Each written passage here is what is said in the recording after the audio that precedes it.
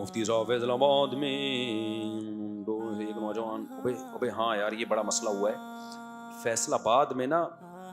पतंग की डोर से एक लड़का, उस बेचारे की मौत वाक़ई हुई है, अभी वीडियो वायरल हुई है। पिछले साल कराची में पतंग से एक बंदे का कान कट गया। और भी ये मौतें बहुत हुई हैं, अब तो कैमरे लग गए हैं, वरना कैमरे जब नहीं थे तो ये होती रहती थी मौत। इसका हल क्या है? असल हल तो गवर्नमेंट करेगी, लेकिन वो करेगी, अब तक तो नहीं किया, आइंदा भी नहीं करेगी। तो आवाम को ऐसे मौके पे अपना डिफेंस खुद करना चाहिए। दो काम करो, एक तो बाइकों पे आगे वो लगाओ, वो तारा, वो एक आती है वो जो है ना। दूसरा, कोई कमबख्त पतंग उड़ाता हुआ नजर आए ना, सारे मोहल्ले के लोग मिलके उसको कूटें। समझ रहे हो? ये ना कहें कि डाकू है, वरना तो लोग मार ही देंगे उसको। बोलो पतंग उड़ा, दो चार लगाएं, ज्यादा नहीं, कम से कम दो चार तबर्रुकन। जो भी पतंग उड़ा रहे हैं ना, देखो गवर्नमेंट पे मत डालो, लोग कटते रहेंगे, मरते रहेंगे, यहां हुकूमतों को होश नहीं है। डाकुओं का राज देखो ना, अभी ईद की रातें आने वाली हैं, रमजान का आखिरी अशरा आने वाला है, दे धनाधन कराची में डकैती हो रही है। पिछले साल कितने लोग मरे हैं मेरे अपने दोस्तों में। कोई घुटना किसी का खराब हो गया, कोई हमेशा के लिए पैरालाइज हो गया, कोई मर गया, जवान शौहर जवान बीवी के सामने मरा है।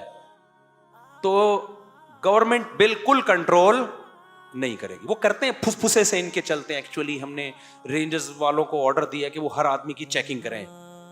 जब तक रेंजर्स के हाथ में मुकम्मल इख्तियारात नहीं आ जाते ना, उनको शूट करने की इजाजत नहीं होती। चंद साल पहले ऐसा हुआ है, हुकूमत ने रेंजर्स को मुकम्मल इख्तियारात दिए थे। क्योंकि मैं रेंजर्स के ऑफिसर से भी मिला हूं कि भाई ये क्या हो रहा है। वो कहते हैं गवर्नमेंट हमें इख्तियारात नहीं देती है। होता ये है कि डाकू को बड़ी कभी अक्सर तो पकड़े नहीं जाते, कहीं पकड़ लिया, पुलिस वाले लेकर आए, बंदा पहचानने से इनकार कर देता है। उसको पता होता है इस डाकू ने मारा था, लेकिन वो उसको पता है यार मैं बोलूंगा तो दुश्मनी है। केस चलता है बाज दफा। वो लॉ ऐसा है कि जब कोई गवाही नहीं देगा, हर आदमी डर रहा है गवाही देते हुए, तो वो अदालत से छूट छाट के वो उनको ट्रेंड हो जाते हैं कि अब हमने ये वाली मिस्टेक नहीं करनी, अब हम दूसरे तरीके से हम डकैती करेंगे।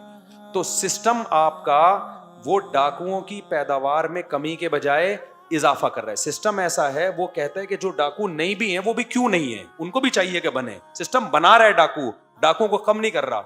ऐसे मौके पे अवाम अपना डिफेंस जब तक खुद नहीं करेगी, या तो रेंजर्स को इख्तियारात दे दिए जाएं। मैं दावे से कहता हूं इंशाअल्लाह 1 महीने में अमन कायम हो जाएगा। शूट करने की इजाजत दे दो रेंजर्स को,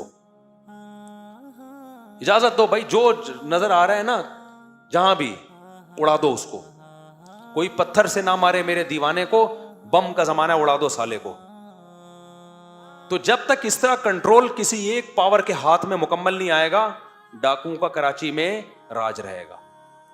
और जब तक ये नहीं होता तो फिर अवाम अपना डिफेंस खुद करे। वो कैसे डिफेंस करेगी भाई? आपने लाइसेंस वाला असलहा रखें, जितने भी दुकानदार हैं। एक आदमी के पास असलहा होने से फायदा नहीं होता, वो पिस्टल निकालेगा, डाकू उसको मार देगा। सबके पास असलहा होना चाहिए। लाइसेंस वाला असलहा बन जाता है आराम से, कोई रॉकेट साइंस नहीं है इसमें। तो लोग हैं गली मोहल्ले के, उसमें क्या होगा भाई, डाकू आया छीनने के लिए, बंदूक रखी हुई है, तो इतनी तरफ से फायर हो कि डाकुओं को ये पता चल जाए भाई कराची की आवाम निहत्ती नहीं है। क्योंकि पब्लिक अगर उनको छोड़ेगी तो इसका मतलब आप और बेवा औरतों की तादाद में मजीद इजाफा कर रहे हैं। ये कमबख्त न किसी औरत को देखते हैं, न किसी मासूम बच्चे का ख्याल करते हैं। तो आप सब असलहा रखो मेरे भाई, लाइसेंस वाला असलहा हो।